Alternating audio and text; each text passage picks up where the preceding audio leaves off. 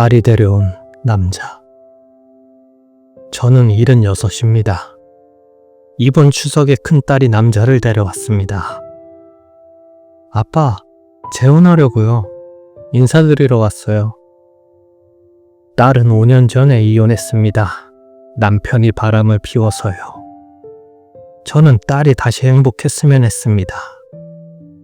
근데 그 남자를 보는 순간 저는 숨이 멎는 줄 알았습니다.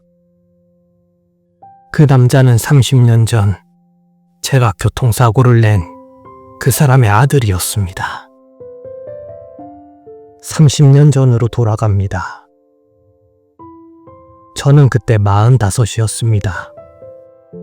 술을 마시고 운전을 했습니다.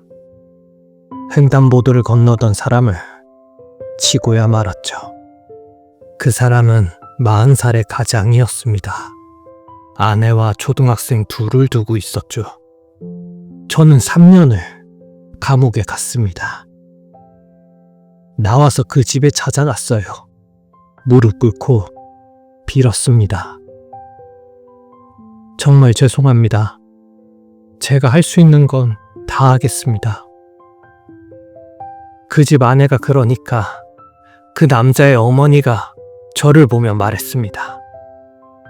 당신 얼굴 다시 보기 싫어요. 제발 우리 앞에 나타나지 마세요.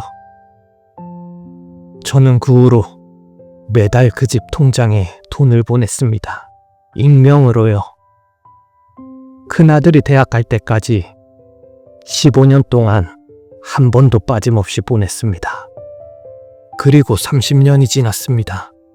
이제 그 어린 아들이 제 딸의 재혼 상대로 제 앞에 앉아 있었습니다. 아버님, 제 이름은 김민수입니다.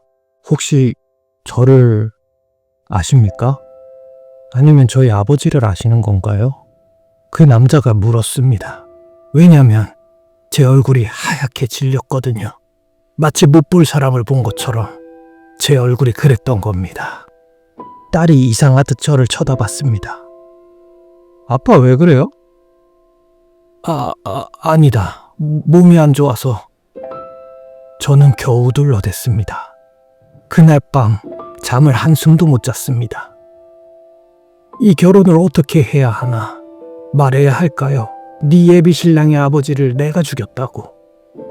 그럼 딸의 행복은 어떻게 되는 겁니까? 그 남자는요, 평생 자기를 사랑해준 여자가 자기 아버지를 죽인 사람의 딸이었다는 걸 알면 어떻게 될까요? 며칠 후 그 남자가 혼자 저를 찾아왔습니다. 아버님, 제가 드릴 말씀이 있어요. 제 심장은 쿵쾅거렸습니다.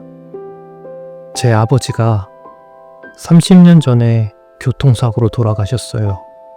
근데 이상한 게 있어요. 아버지 돌아가시고 나서 매달 저희 어머니 통장에 돈이 들어왔습니다. 15년 동안이요. 그것도 익명으로요. 어머니가 돌아가시기 전에 말씀하셨어요. 그게 아버지를 친 사람이 보낸 돈이라고. 그 사람 이름은 모르지만 그 사람 덕분에 우리가 굶지 않고 살았다고. 그 남자가 눈물을 글썽이며 말했습니다. 어머니가 그러셨어요. 그 사람을 용서한다고. 그 사람도 평생 죄책감에 괴로웠을 거라고. 그리고 그 사람이 보낸 돈으로 제가 대학 나와서 지금 이렇게 잘 살고 있으니 어떻게 보면 그 사람도 저한테 은인이라고.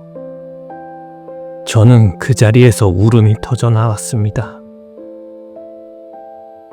아버님 괜찮으세요? 미안하다. 네? 뭐가요? 저는 한참을 망설이다가 말했습니다. 사실은 그 사람이 나다. 그 남자의 표정이 굳었습니다. 네? 내가 네 아버지를... 미안하다. 정말 미안하다. 저는 그 자리에서 무릎을 꿇었습니다. 그 남자는 멍하니 저를 바라봤습니다. 한참의 침묵이 흘렀고 그 남자가 얘기했습니다. 일어나세요. 그 남자가 저를 일으켜 세우더군요. 제 어머니 말씀이 맞았네요. 그 사람도 평생 괴로웠을 거라고. 민수야, 우리 딸이랑은. 아버님, 그 남자가 제 손을 잡았습니다. 저희 어머니가 용서했어요. 저도 용서할게요. 아니, 사실 용서할 것도 없어요. 아버님 덕분에 제가 여기까지 왔으니까요. 하지만, 그리고 지은이를 정말 사랑합니다. 그날 저는 평생 울어본 것보다 더 많이 울었습니다. 결혼식 날 주례 선생님이 물었습니다. 신부 아버지, 이 결혼 허락하십니까? 허락합니다. 제가 대답했을 때 사위가 제게 고개 숙여 인사했습니다. 그 순간 알았습니다. 용서란 게 이런 거구나. 30년을 짊어지고 살았던 죄책감이 그제야 조금 가벼워진 것 같았습니다.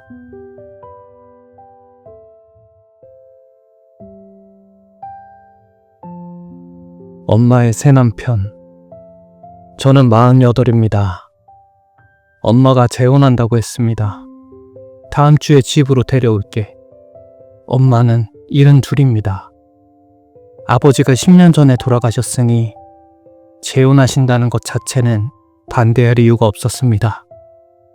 근데 문제는 그 남자를 봤을 때였습니다. 51살, 엄마보다 20살이나 어렸습니다. 그것보다 더 충격은 그 남자가 제 고등학교 동창이었다는 겁니다. 진우야, 미혜야. 우리는 동시에 서로를 알아봤습니다. 그 남자 박진우는 고등학교 때 제가 짝사랑했던 남자였습니다. 고백도 못하고 졸업했죠. 너희 아는 사이야? 엄마가 놀라서 물었습니다. 고등학교 동창이에요. 제가 대답했을 때 상황이 얼마나 어이가 없었는지 깨달았습니다. 제가 사랑했던 남자가 우리 엄마의 재혼 상대라니. 세상 참 좋네. 그럼 더 좋은 거 아니야? 서로 아는 사이면. 엄마는 태평하게 웃었습니다. 저는 아무 말도 할 수 없었습니다. 그날 저녁 진우가 저를 따로 불렀습니다. 미안해. 네 엄만 줄 몰랐어. 어떻게 만났어? 등산 동호회에서. 어머니가, 아니, 네 엄마가 진짜 멋진 분이더라. 나이 차이 같은 건 전혀 느껴지지 않았어. 21살 차이야. 알아. 근데 그런 건 중요하지 않아. 나 진심이야, 미애야. 진심이라고? 그날 밤 저는 잠을 못 잤습니다. 머리가 복잡했어요. 엄마가 행복하면 되는 거 아닌가? 그런데 왜 이렇게 받아들이기 힘든 걸까요? 며칠 후 엄마가 저를 불렀습니다. 미혜야, 엄마 알아. 네가 진우 좋아했던 거. 네? 고등학교 때 네 일기장 본 적 있어. 미안해.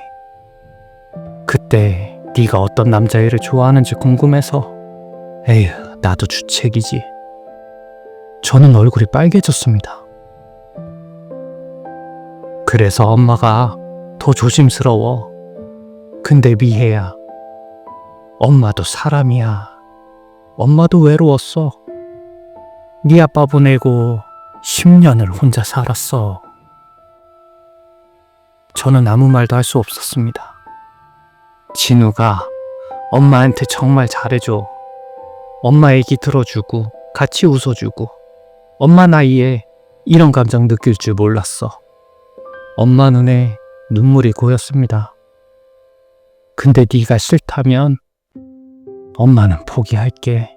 그 말을 듣는 순간 깨달았습니다.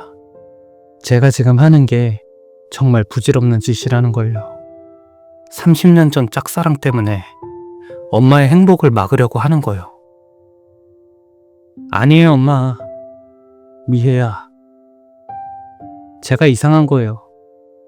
엄마 행복하면 그게 제일 중요한 거잖아요. 근데 마음이 그렇게 쉽게 정리되지 않았습니다. 결혼식 날까지도 저는 복잡한 기분이었어요. 그런데 피로연에서 진우가 제게 다가왔습니다. 미혜야, 고맙다. 네가 허락해줘서. 잘해줘요, 우리 엄마한테. 당연하지. 그리고 미안해. 뭐가? 고등학교 때 네 마음을 몰라줘서. 그때 알았으면 우리 인생이 달랐을까? 저는 웃었습니다.